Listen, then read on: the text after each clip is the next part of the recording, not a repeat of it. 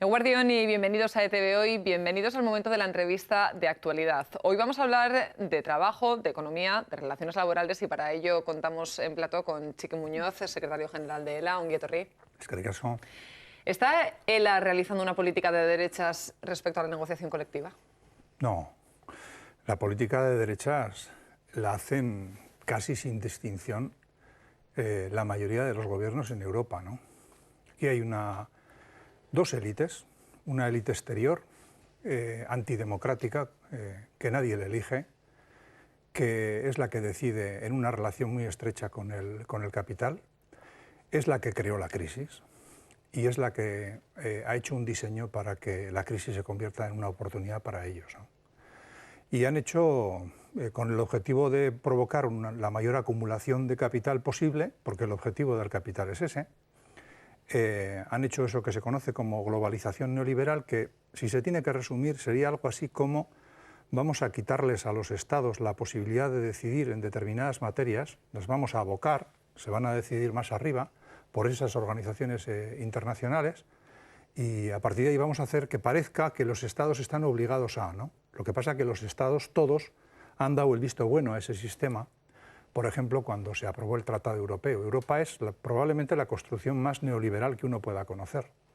Y a partir de ese entramado, que es difícil de explicar, que la gente no se hace cargo de lo que hay detrás de las cosas, porque se nos cuentan más de las veces la mitad de la mitad, Rajoy acuerda con la Troika, con la Comisión, las políticas que hay que hacer en España, y por desgracia, los gobiernos vasco y navarro, y las instituciones forales también, acuerdan con Rajoy lo que hay que hacer aquí. De tal manera que padecemos una única política, en términos generales, una única política, y tiene una característica, es decir, ¿los parlamentos deciden lo que hay que hacer? No, hombre, no, los parlamentos votan lo que se les lleva, pero las decisiones se toman fuera del Parlamento. El capital está destrozando la democracia, no le importa la democracia. Y desgraciadamente a los grandes partidos que están dando cobertura a estas políticas los tienen completamente atrapados, ¿no? Completamente atrapados. No. Sin embargo, esta acusación de la que le hablaba, esta acusación de realizar una política de derechas respecto a la negociación colectiva, viene desde UGT. Son palabras de Raúl Arza, que en términos más suaves también comparte Unai Sordo. No sé ¿qué opina, por lo tanto, de escuchar este tipo de acusaciones de boca del resto de sindicatos? ¿Y por qué no vamos al diálogo social, ¿no? Que la referencia de una parte del movimiento sindical, cuando la política no ha sido más unilateral que ahora, la referencia sea a las mesas de diálogo social, pues eso le vendrá bien al gobierno, a los gobiernos, ¿no?, que quieren que les des cobertura en lo que están haciendo. Le viene bien a la patronal, porque la patronal tiene hilo directo con los gobiernos. La patronal sabe que la ley se ha hecho a su medida y sabe que la ley se va a seguir haciendo a su medida. Han pedido que hay que hacer otra reforma laboral. Yo creo que bastante problema tenemos los sindicatos como para que busquemos enemigos dentro, ¿no? El diálogo social es un auténtico fracaso. El diálogo social ha dado cobertura a todos los ajustes a las políticas que nos han conducido a esta situación. Quien pide diálogo social o lo pide porque quiere que se dé apoyo a sus políticas y a sus intereses, patronal y gobiernos, o porque hasta ahora han obtenido una gran parte de su financiación de las mesas de diálogo social, ¿no? Hace unas semanas se han sentado en Madrid con Rajoy, Comisiones y UGT. Y es una foto patética, patética. Este sábado ha habido cientos de miles de personas en Madrid manifestándose y uno se pregunta ¿a santo de qué se le da una foto de esa naturaleza por parte del movimiento sindical al responsable en el Estado de aplicar esas políticas? ¿Y qué quieren?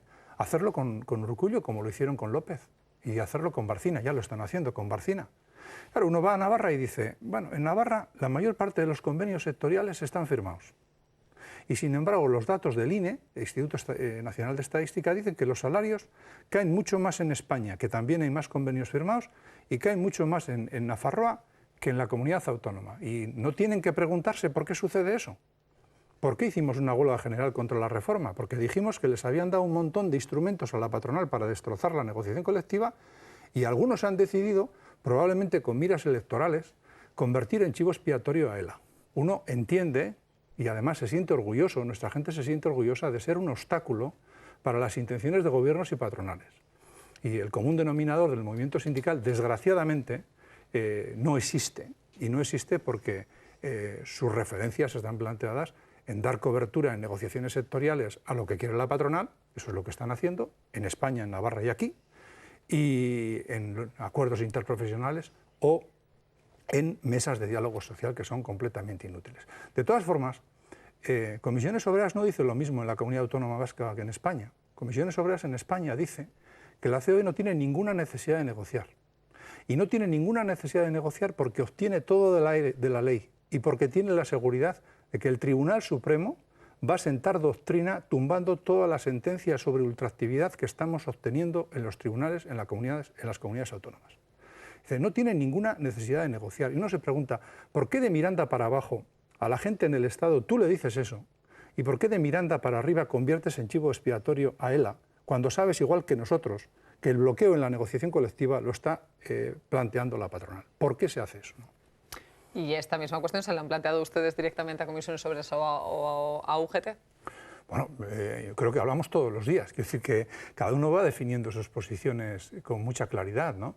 Y Comisiones ha dicho que su estrategia pasa por un acuerdo interprofesional, que pasa por cerrar los convenios sectoriales en los planteamientos que la patronal le está haciendo, porque si quieres cerrar un convenio, extraordinariamente hay relación de fuerza suficiente como para ir a escenarios distintos en algunos convenios, pero por ejemplo, si tanto les preocupa a los convenios sectoriales, ¿por qué no están en la huelga de residencias de Vizcaya? ¿Por qué no han estado en la huelga de residencias en Guipúzcoa? ¿Por qué no nos han dejado solos? Son convenios sectoriales.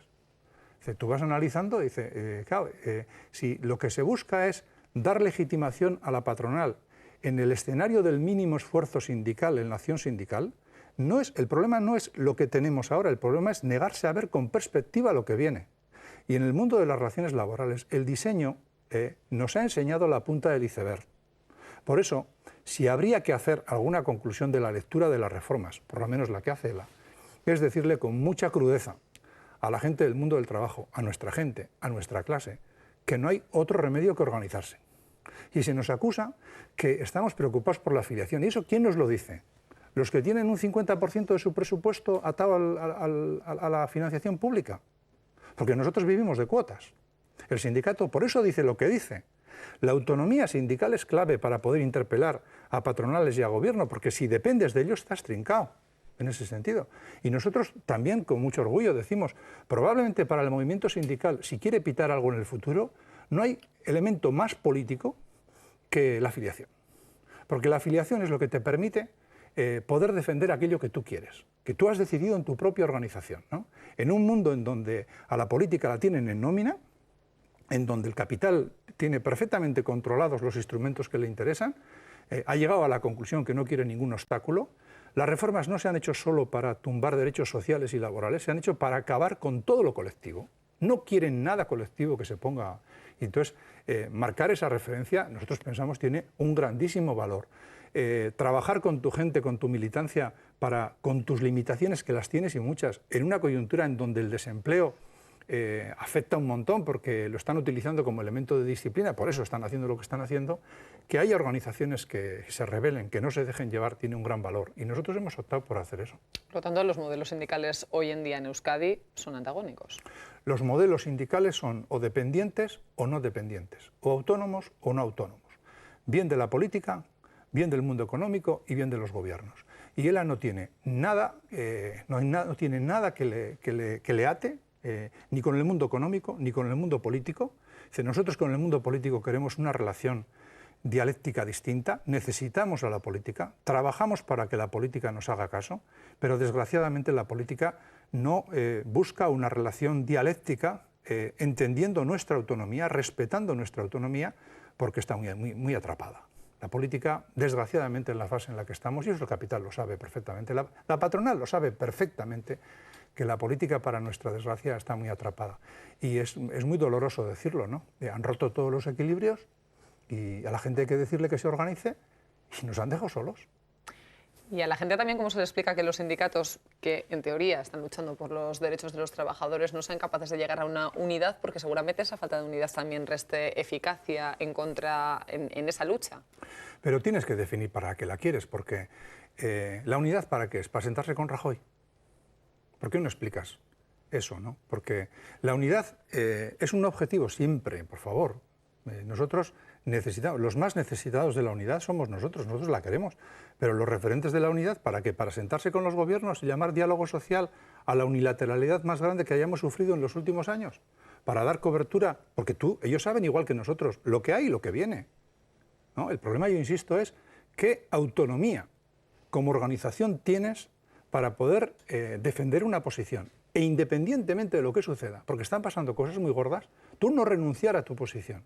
El capital sabe que tiene maniatada la política y que tiene muy controlada a muchísimas organizaciones. Las organizaciones que viven de la subvención pública tienen su autonomía muy limitada, están muy cautivas.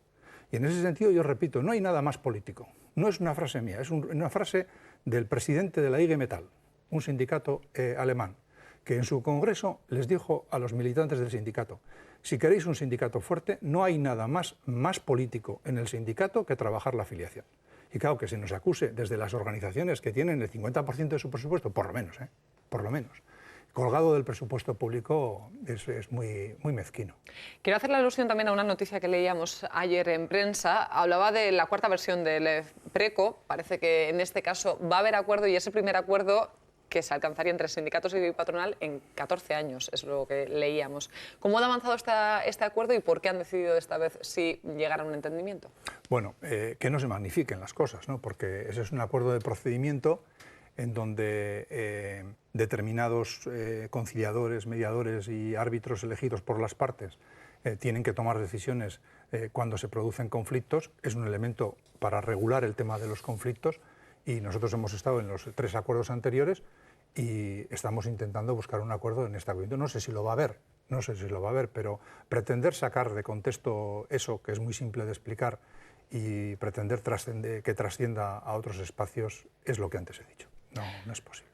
En unos minutos quiero hablar con usted de esa salida de la recesión que ya se anuncia desde algunas instituciones, pero antes de eso quiero hablarle de Kutxabank. Privatizar Kutxabank es la decisión más grave que se ha adoptado en Euskadi desde 1978. Son palabras suyas, pero ¿está ya adoptada la decisión de privatizar Kutxabank?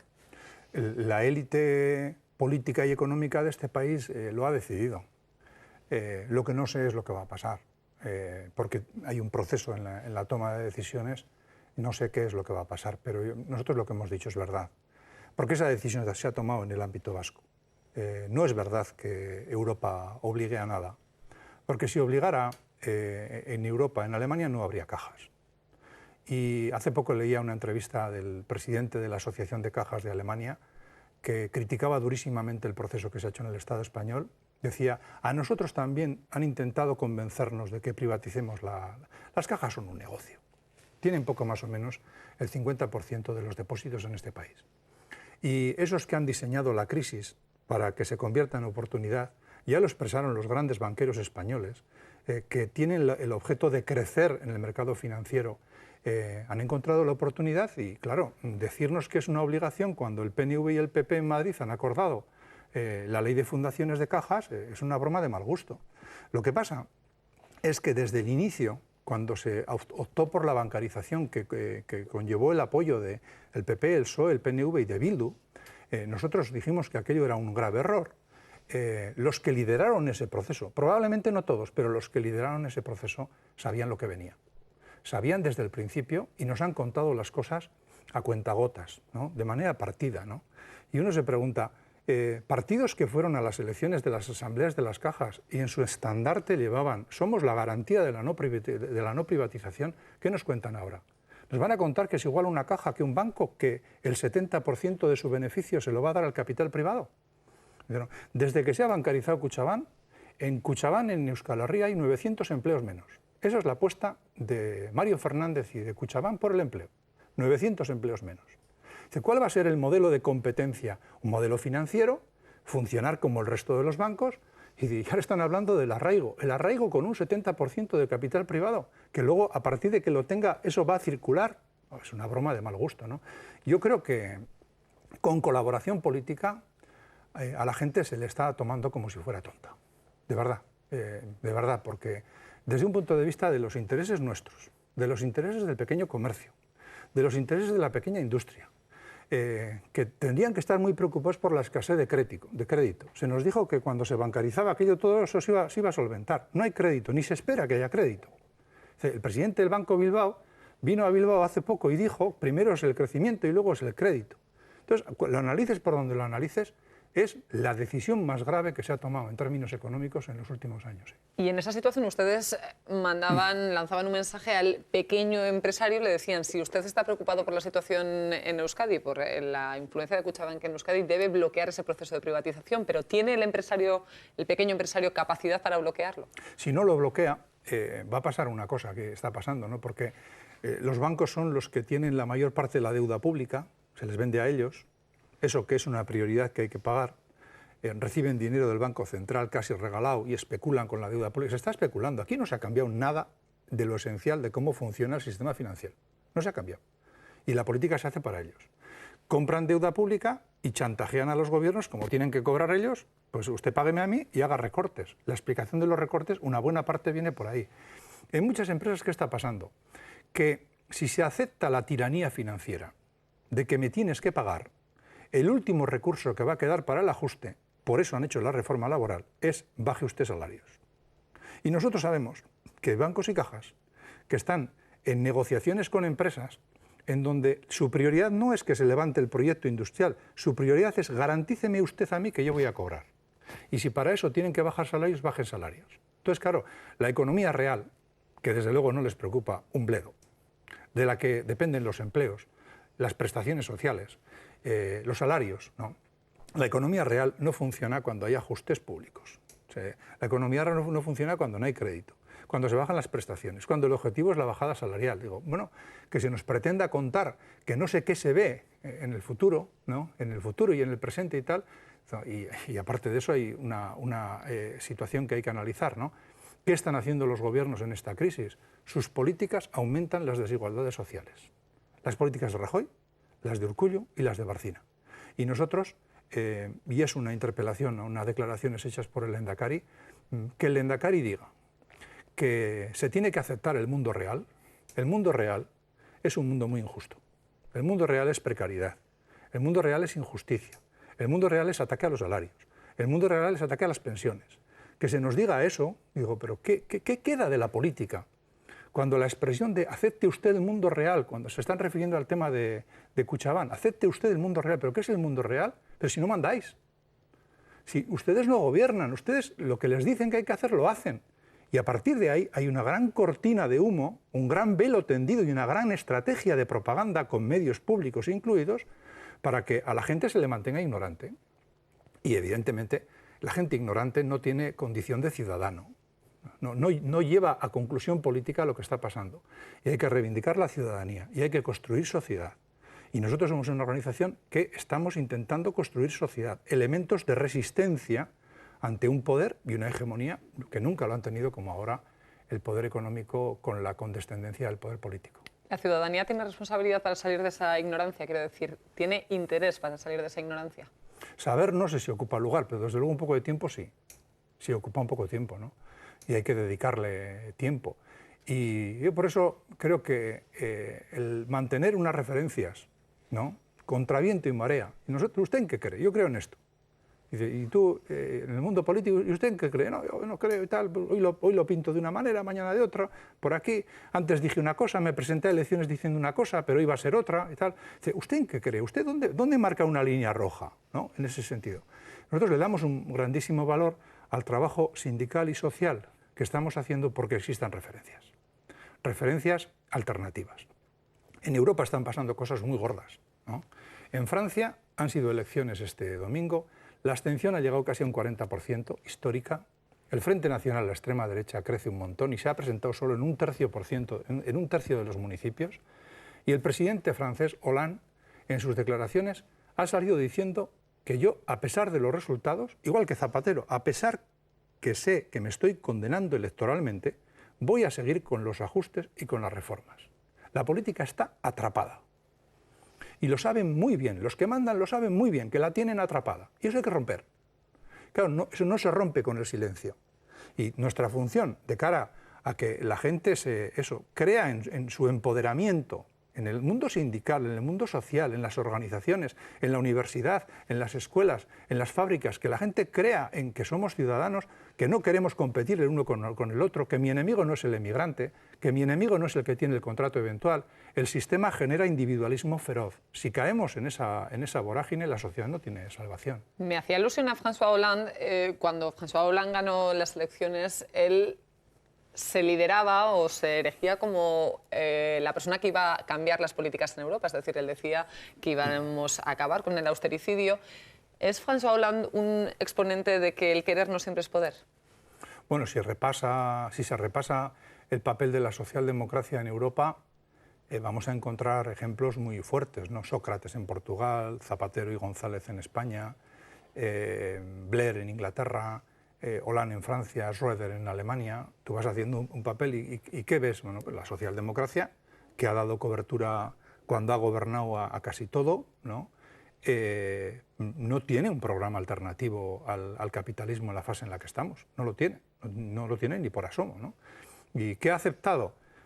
Yo le suelo denominar el bipartidismo neutro, que es decir, que si se va uno y entra el otro, las cosas siguen igual. Y claro, estamos en esta situación. Y ellos saben mejor que nadie lo que está pasando.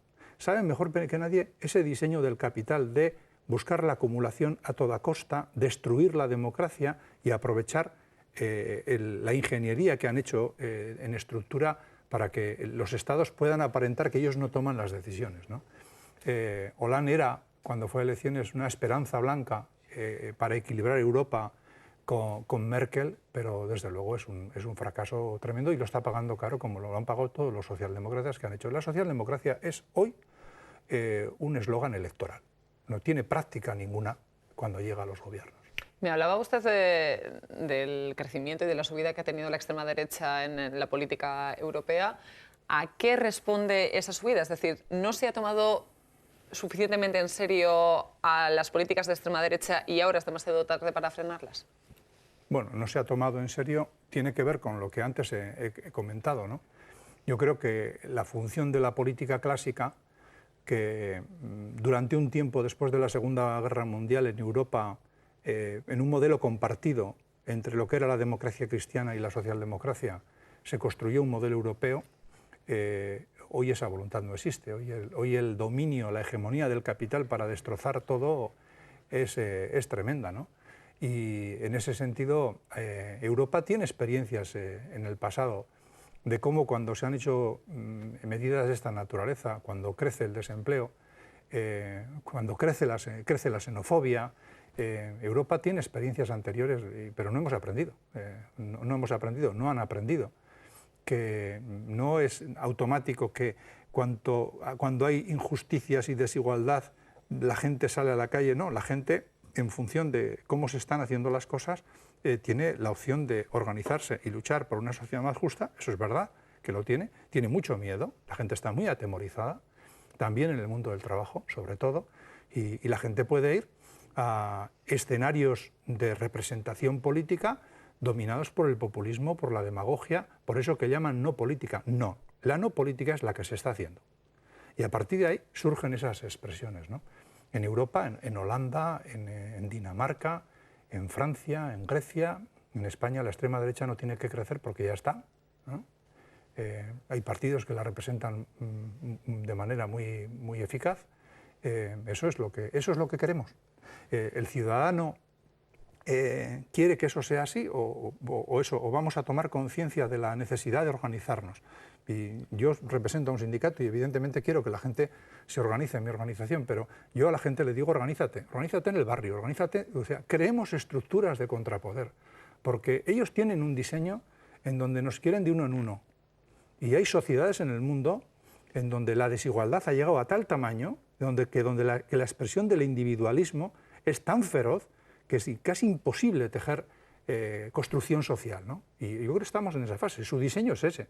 El ciudadano lo que tiene que tomar conciencia es, en función de que se le interpele, de que existan referencias, si se quiere comprometer para que eso no sea así, o si vamos a seguir viendo programas de televisión tremendamente banales que no aburren, pero que desde luego no dan ninguna información real de lo que está pasando. Se interpela al ciudadano a que se organice, se interpela al ciudadano a que se manifieste. Cuando comenzó el 15M parecía que era un movimiento que podía aunar a esas inquietudes que tenía una parte de la ciudadanía que no estaba de acuerdo con las élites políticas y élites económicas. Ahora con el 22M, este mismo fin de semana veíamos manifestaciones reivindicando la dignidad de la ciudadanía, pero por otro lado también se ven muestras de violencia, que es cierto que son de una minoría, pero ¿ese tipo de imágenes no restan un poco de eficacia a los movimientos sociales? Bueno, yo estoy convencido que igual que pasó el 3 de marzo, cuando vinieron los de la Troika a Bilbao, igual que ha pasado en Madrid, los organizadores de ese evento no tienen nada que ver con eso, ¿no? Lo que pasa que es curioso, porque nosotros en el acto de Bilbao convocamos los actos 25 días antes, nadie nos llama para que expliquemos la razón de por qué hemos convocado esa manifestación, se producen los incidentes con rotura de cristales y todos nos llaman para que hablemos de los incidentes.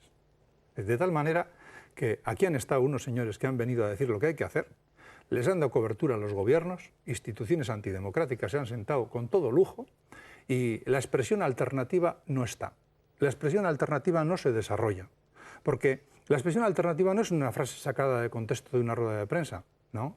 Mario Fernández explicó en Deusto su intención de privatizar el 70% y esta casa le ofreció un programa el lunes para que explicase su iniciativa. Esto es un medio público. A un medio público hay que pedirle que haga debates. Los debates entre las partes no se pueden sustituir por tertulianos. Y se están sustituyendo por tertulianos que, de paso, representan cada uno a un partido político, ¿no? Y desde luego en la fase en la que estamos, el debate real que vaya un poco más allá de los partidos, ¿eh? Porque si se limita a las cuotas partidarias va a ser un debate muy sesgado. ¿Pero usted considera que todas las partes están dispuestas a debatir en un medio público? Bueno, esta casa hace poco ofreció un debate a Confebask con ELA, a Lujo conmigo, para hablar de los problemas que existen. ELA aceptó y Confebask no quiso. Nosotros necesitamos debatir. Lo que pasa es que ellos no necesitan debatir, ni de fiscalidad, ni de políticas sociales, no necesitan. Ellos tienen la seguridad de que los gobiernos les dan todo. Y nosotros necesitamos, evidentemente, insisto, no es lo mismo un medio privado que un medio público. Un medio público tiene una mayor responsabilidad porque su sociedad, sus ciudadanos y ciudadanas tengan acceso a una mayor información que la que se está dando. Sobre responsabilidad han hablado también ustedes hace poco al decidir unirse a la iniciativa Gure Esku Dago. Gure Esku Dago está en nuestras manos. Volvemos un poco al punto de antes. ¿Por qué deciden ustedes unirse a esta iniciativa? ¿Y es la ciudadanía suficientemente consciente de que tiene más poder del que le hacen creer que tiene? Sin duda ninguna. Ellos quieren hacernos creer que no hay nada que hacer y quieren hacernos creer, ahora que estamos en una fase de corrupción galopante, que somos todos iguales. Mire usted, pues ni somos todos iguales y no es verdad que no se pueden hacer las cosas de otra manera, ¿no? En relación a la iniciativa Gure Esku, nosotros invitamos en principio a nuestra afiliación y a la sociedad en general a que se active por esa iniciativa, porque la sociedad puede mover incluso a aquellas élites políticas que no quieren moverse. Los catalanes, yo no sé cómo va a terminar el envite en Cataluña, como no sé cómo va a terminar en Escocia, ¿no? Pero se han abierto procesos políticos diferentes. Y en Cataluña, para que ese proceso se abra, la sociedad ha tenido mucho que ver. Ha trascendido a las élites que no querían ir por ese camino. Dicho sea de paso, la lectura de los catalanes a nosotros nos parece correcta. No estamos en ese punto en Euskal Herria, porque aquí hay partidos que defienden la bilateralidad con el Estado en una fase de absoluta involución en todos los órdenes. No hay ninguna bilateralidad ni nada que se le parezca, salvo que se renuncie a posiciones políticas, ¿no? Y los catalanes han llegado a la conclusión de que el gobierno español y trascienden al Partido Popular y al Partido Socialista. Hay un pacto de Estado férreo que es incapaz de dar satisfacción a sus legítimas aspiraciones. Y a partir de ahí, la sociedad movilizada es un acto democrático de primer nivel, ¿no? Cuando la sociedad se moviliza, es importantísimo, es que la democracia funciona, porque lo demás sería una sociedad en donde alguien decide y los demás a callar y a ponerse de rodillas, ¿no? Lo que pasó el 11 de septiembre en Cataluña fue muy importante y más allá del resultado, el proceso es muy importante. Porque el proceso, cuando las masas sociales democráticamente deciden, es imparable, más allá de que sea en el 2014 o en el 2020. Los procesos sociales son los que les preocupa. Y las organizaciones que tejen sociedad para eso son muy importantes. Y nosotros aplaudimos la iniciativa de Gure Esku y evidentemente estaremos allí. Chiqui Muñoz, tengo que despedir esta entrevista porque ya hemos llegado a la media hora de entrevista que teníamos. Como siempre, me han quedado muchísimos temas, le aseguro, muchísimos temas sobre la mesa que tratar, así que espero que tengamos la oportunidad de volver a hablar. Es que te casco, Cuando quieras, Suri. Ahí. Hasta aquí, por lo tanto, la entrevista de actualidad. Silvia, es momento para el debate.